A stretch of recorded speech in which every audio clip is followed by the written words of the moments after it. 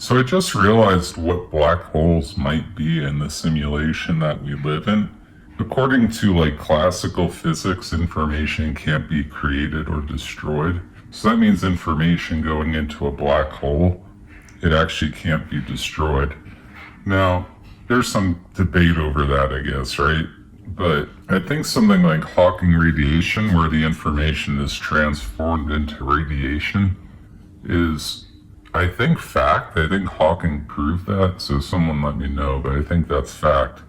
So let's say I go into the black hole, or whatever, we go in, Earth goes into the black hole, and it's going towards the singularity.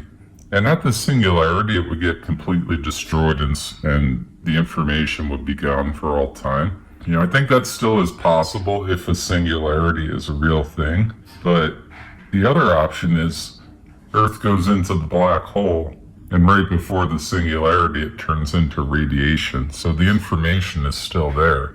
If that's true, I think black holes are basically acting as a hash algorithm in computer science.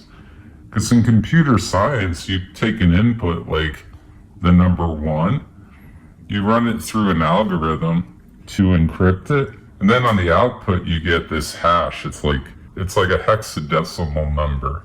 So you might put in 1 as the input, and in the output you might get 9EA8X, however long the hash is. So you take an input and then the output looks completely different. It's been encrypted in something we call a hash and then spit out in some other form looking completely different. Well, that's what's happening in a black hole. Earth goes into it. Right before the singularity, the information, the Earth gets crushed. It turns into radiation.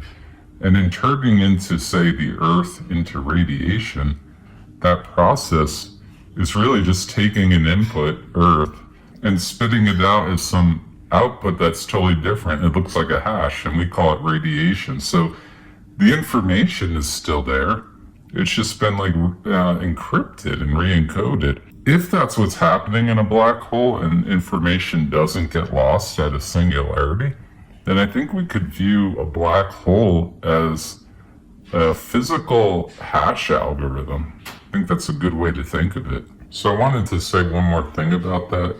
If what I'm saying is true and it's a quantum algorithm that basically is taking information and running it through a hash and creating an encrypted piece of information, if that's what a black hole is doing, it implies something higher than quantum because right now, in classical computers, we can decrypt a hash. Once we get a quantum computer big enough, we can decrypt a classical hash, a digital hash, using a quantum computer. So if we take that a step further and say we're in a simulation, a black hole is an encryption machine that's taking Earth, let's say, or whatever, all these objects, stars, running it through it, spitting out an encrypted piece of radiation, what we call radiation. It's information that's been scrambled, just like a hash.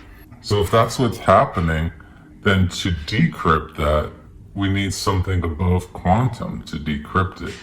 So if that's how it's working, it implies there's a technology out there, a better computer, maybe it's brains, like membranes, but there's some other technology out there that can actually decrypt that information back into its original form. And that would be some type of force or field or whatever above quantum. So what would that be? I don't know. Let your imagination run wild.